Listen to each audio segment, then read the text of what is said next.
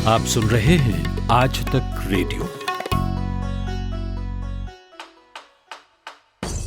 नायक और खलनायक, विद्वान और महारथी, कला के ऐसे सितारे जो अब भी आसमान में चमकते हैं, और ऐसी हस्तियां जो इतिहास में अमर है।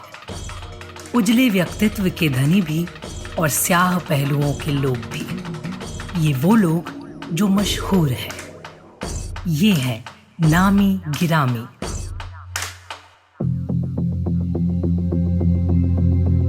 साल 1979।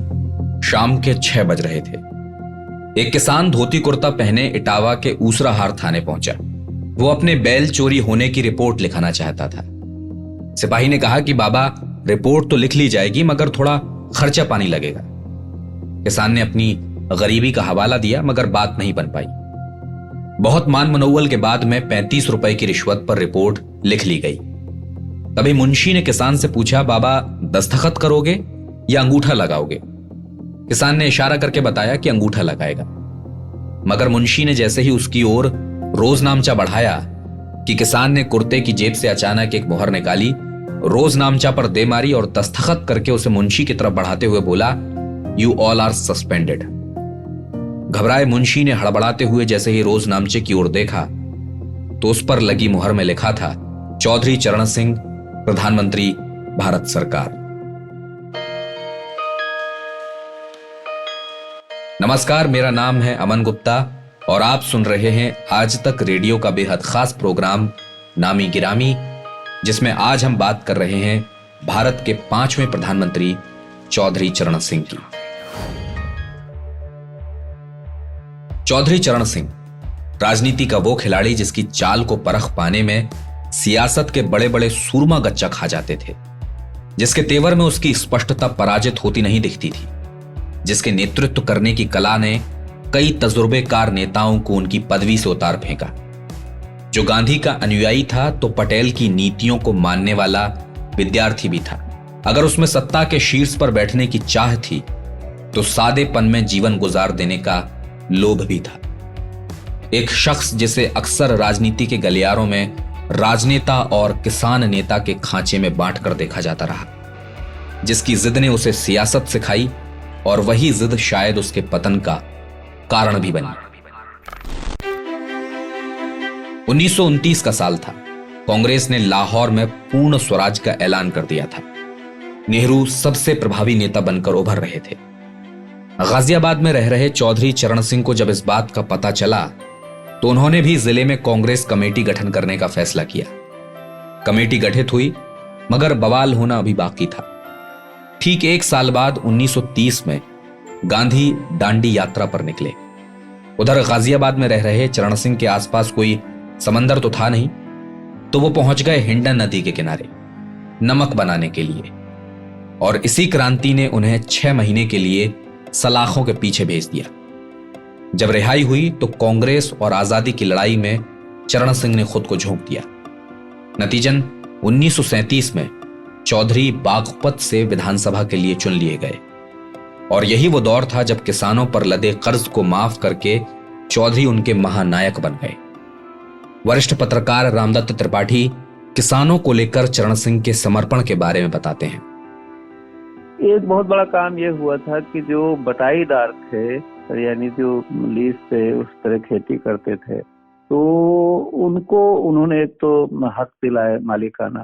दूसरे, यूपी में जो जमींदारी का उन्मूलन हुआ था वो काम उन्होंने बहुत अच्छे ढंग से कराया। ये काम जैसे बिहार में नहीं हुआ, और इसी वजह से आप देखिए कि यहाँ जो पीजेंट्री क्लास है, जो खेती और किसानी में जिनको हम पिछड़ा वर्ग भी कहते हैं, तो उनको काफी लाभ हुआ और उनको जमीनें मिली। तो ये बड़ा काम था।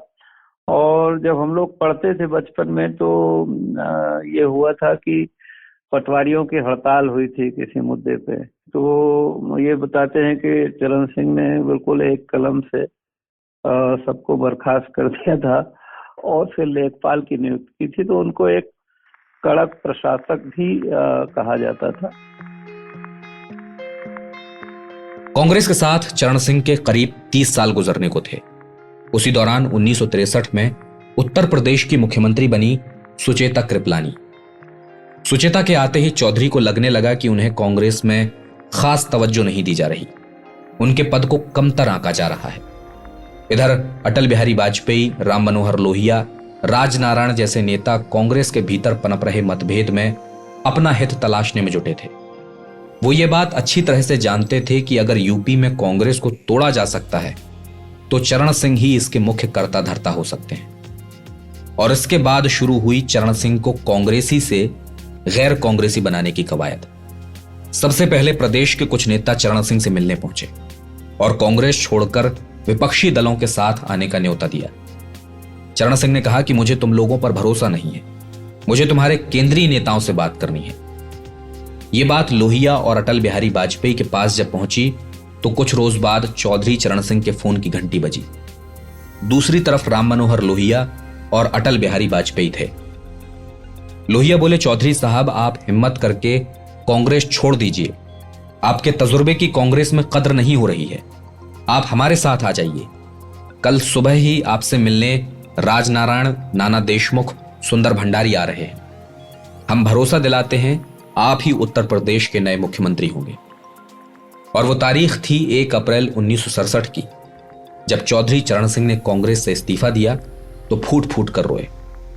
2 रोज बाद ही राज्य में सीबी गुप्ता की कांग्रेस सरकार गिर चुकी थी और राज्य के नए मुख्यमंत्री का नाम था चौधरी चरण सिंह। 1968 में चरण सिंह हरिद्वार के दौरे पर पहुंचे थे, जहां उनकी मुलाकात वहां के रेजिडेंट मजिस्ट्रेट चंद्रशेखर द्विवेदी से हुई। इसी से जुड़ा एक रोचक किस्सा खुद चंद्रशेखर द्विवेदी के बेटे और मौजूदा वक्त में छत्तीसगढ़ सरकार में एडवाइजर गौरव द्विवेदी ने हमें बताया। ये बात 1967 की, जब चौधरी चरण सिंह मुख्यमंत्री थे उत्तर प्रदेश के और मेरे पिता हरिद्वार में रेजिडेंट मजिस्ट्रेट थे। चौधरी चरण सिंह जी का वहाँ पे दौरा पड़ा और उस दिन वो उनको आने में काफी लेट हो गया। तो जब आए तो ये फिर रात को एकदम से पता चला कि चरण सिंह साहब का उस दिन व्रत था और वो खाना नहीं खाते थे, व्रत का ही खाना। तो मेरे फादर ने चूंकि बगल में घर था तो आनंद फानंद में रात को जब सूचना मिली कि ऐसा है तो अपने घर से फल और दूध वगैरह उनको भेज दिया कि व्रत की बात है तो खा लेंगे। खैर बात आई गई हो गई। 2 दिन मुख्यमंत्री जी ने अपना दौरा किया, लोगों से मिले, पार्टी के वर्कर्स से और जो भी सरकारी कार्यक्रम थे। और उसके बाद 2 दिन बाद जब उनकी रवानगी थी तो हरिद्वार स्टेशन से वो ट्रेन में बैठे थे, ट्रेन चलने वाली थी। प्लेटफॉर्म तो उन्होंने कहा कि भाई रेजिडेंट मजिस्ट्रेट साहब द्विवेदी जी को भेजो जरा। मेरे फादर गए वहां पे और उन्होंने 6 रुपए 25 पैसे का चेक निकाल के फादर के नाम लिख के दिया कि ये लीजिए, ये आपके लिए। तो मेरे फादर अवाक रहे जी, सर मतलब ये चेक किस बात का? पहले नहीं, मैं उस दिन आया था, डाक बंगले में रुका था और तो मुझे पता चला था मेरा व्रत था। वो व्रत का जो फल और दूध वगैरह जो और मिठाई जो आपने भेजी थी वो आपने अपने घर से भेजी थी अपने, तो ये उसका जो है पैसा ही आप ले लीजिए। देश में इमरजेंसी खत्म हो चुकी थी। कांग्रेस की सरकार को जनता ने केंद्र की राजनीति से बेदखल कर दिया था। मोरारजी देसाई की जनता पार्टी सत्ता में थी। गृह मंत्री थे चौधरी चरण सिंह। अभी भी वो इंदिरा गांधी के इमरजेंसी के दौर को भुला नहीं पाए थे और हर हाल में इंदिरा को सलाखों के पीछे देखना चाहते थे। मगर मोरारजी देसाई किसी भी गैर कानूनी कार्रवाई के खिलाफ थे। ऐसे में इंदिरा के खिलाफ भ्रष्टाचार केसेस की जांच के लिए शाह आयोग बनाया गया। रायबरेली में चुनाव में इंदिरा की मदद के लिए 100 जीपें खरीदी गई थीं, जिनकी कीमत उन दिनों तकरीबन 40 लाख थी। कांग्रेस नेता राजनारायण ने आरोप लगाया कि वो जीपें कांग्रेस के पैसे से नहीं बल्कि इंडस्ट्रियलिस्ट और सरकारी पैसे से खरीदी गई हैं। चौधरी इंदिरा की गिरफ्तारी से पहले अपने केस को मजबूत करना चाहते थे। इसके लिए उन्होंने चुना उस वक्त के सीबीआई डायरेक्टर एनके सिंह को। 3 अक्टूबर 1977 को इंदिरा की गिरफ्तारी की तारीख तय की गई। मामला थोड़ा गंभीर था और बिना किसी को कानो कान खबर लगे सीबीआई इंदिरा के घर पहुंची और उन्हें साथ चलने के लिए 1 घंटे की मोहलत दी। इसी बीच मेनका गांधी ने अपनी मैगजीन सूर्या के एडिटर को फोन मिला दिया और इंदिरा की गिरफ्तारी की खबर आग की तरह पूरे देश में फैल गई। दूसरी तरफ गृह मंत्रालय ऑफिस में बैठे चरण सिंह अब थोड़े चिंतित हो गए थे उन्होंने अपने असिस्टेंट से इंदिरा की फाइल मंगवाई और उसे पढ़ना शुरू किया। फाइल पढ़ते ही वो जोर से चीख उठे, वापस बुलाओ उन्हें। चरण सिंह का गुस्सा देखकर पर्सनल असिस्टेंट घबरा गया और सहमते हुए पूछा, सर किसे? चरण सिंह गुस्से में बोले, उन सीबीआई वालों को। ये वो केस नहीं है जिस पर हम अभी एक्शन ले सके। वो गलत फाइल लेकर इंदिरा को गिरफ्तार करने पहुंच गए हैं। पर पासा पलट चुका था। इंदिरा के खिलाफ मजबूत केस नहीं बन पाया और 1 रोज बाद ही इंदिरा को जमानत मिल गई। लेकिन अगले साल ही फिर एक दफा इंदिरा और संजय गांधी को जीप स्कैम में 1 हफ्ते के लिए तिहाड़ जेल भेज दिया गया। मगर केंद्र में चल रही बदले की राजनीति कुछ ही दिनों में करवट लेने वाली थी, क्योंकि आने वाले दिनों में इन्हीं इंदिरा के समर्थन से चौधरी चरण सिंह देश के 5वें प्रधानमंत्री बनने वाले थे। इमरजेंसी के बाद जनता पार्टी की सरकार तो आ गई, मगर पार्टी के भीतर सब कुछ ठीक नहीं चल रहा था। चरण सिंह का कहना था कि गृह मंत्रालय उनके पास होते हुए भी वो उत्तर प्रदेश में किसानों, खासकर गन्ना किसानों के मूल्य को लेकर कुछ नहीं कर पा रहे थे। इस मामले में मोरारजी देसाई को लगता था कि चरण सिंह अपनी पार्टी के लिए यूपी के किसानों से पैसे वसूलेंगे। 24 मार्च 1978 को एक इंटरव्यू में चरण सिंह ने कहा कि मोरारजी देसाई प्रधानमंत्री बनने की रेस में ही नहीं थे और ना ही उन्हें कोई सपोर्ट कर रहा था। और इसी मतभेद ने आने वाले दिनों में जनता पार्टी को 2 धड़ों में तोड़ दिया। मगर दोनों के बीच मतभेद पनपने के कारण क्या रहे, इस बारे में रामदत्त त्रिपाठी बताते हैं। राजनीति में जो भी लोग आते हैं, एक महत्वाकांक्षा होती है कि टॉप कुर्सी पे जाएं। तो उस जमाने में तो उनके बारे में नारा चल पड़ा था कि, या कहने लगे थे लोग मुहावरा कि ये चेयर सिंह है, और उन्होंने कई बार पाला वाला बदला। तो जब इमरजेंसी के बाद जनता पार्टी का बहुमत आ गया, और देखिए एक चीज ये भी याद दिलाएं कि जनता पार्टी बहुत जल्दी में बनी थी, तो उनका जो लोक दल था उसी के टिकट पे सारे लोग चुनाव लड़े थे। तो बहरहाल उनको दावेदारी थी, और दावेदारी जगजीवन राम जी की भी थी। लेकिन इन सब में मोरारजी भाई बहुत सीनियर थे, वो पहले भी देखिए डिप्टी प्राइम मिनिस्टर रह चुके थे, तो इसलिए उनको बनाया, लेकिन उससे रिकंसाइल नहीं किया चरण सिंह, और उनकी महत्वाकांक्षा बनी रही। 28 जुलाई 1979 को चौधरी चरण सिंह समाजवादी पार्टियों और कांग्रेस यू के समर्थन से भारत के 5वें प्रधानमंत्री बने। चरण सिंह के प्रधानमंत्री बनने के वक्त हिम्मत मैगजीन ने यह खबर छापी कि इस हालात में इंदिरा गांधी ही एकमात्र नेता हैं जो मध्यावधि चुनाव चाह रही हैं। इस चुनाव से उन्हें ज्यादा फायदा मिलेगा। उनके हित में यही है कि चरण सिंह प्रधानमंत्री बने, लेकिन वे उस पद पर 2-3 महीनों से ज्यादा ना रहे। और हुआ भी ठीक ऐसा ही। इसी से जुड़ा एक वाकया है। चौधरी चरण सिंह प्रधानमंत्री की शपथ ले रहे थे। उधर इंदिरा गांधी अपने 12 विलिंगटन क्रेसेंट के निवास पर बैठी चरण सिंह का इंतजार कर रही थी कि चौधरी साहब शपथ लेने के बाद उन्हें धन्यवाद देने आएंगे। शपथ पूरी हुई, चौधरी इंदिरा से मिलने उनके निवास की ओर निकले। कुछ दूर ही निकले थे कि उनके दामाद ने उनसे कहा कि आपको इंदिरा जी के पास जाने की क्या जरूरत है, आप बड़े नेता हैं, इंदिरा जी को आपसे मिलने के लिए आना चाहिए। जब ये बात इंदिरा को पता चली तो उसी रोज इंदिरा ने चरण सिंह की सरकार को गिराने का फैसला कर लिया और कुछ ही दिन बाद 6ठी लोकसभा भंग हुई। 1980 में लोकसभा चुनाव हुए और कांग्रेस एक दफा फिर सत्ता पर काबिज हो चुकी थी। चरण सिंह राजनीतिक वंशवाद के सख्त खिलाफ थे, मगर उन्होंने सियासी मैदान में अपने बेटे चौधरी अजीत सिंह को उतारा। इस फैसले को लेकर उन पर उंगलियां भी उठी।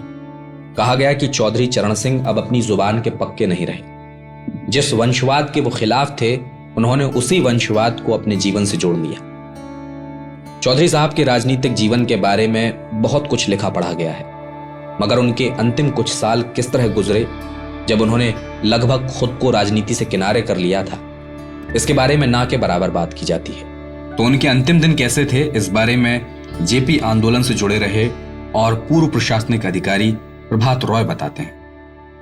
हम लोग उनके बहुत निकट से, मेरे ग्रैंडफादर जो थे उनके साथी थे, तो वो हमारे घर भी उनका आना जाना था काफी उस दौर में।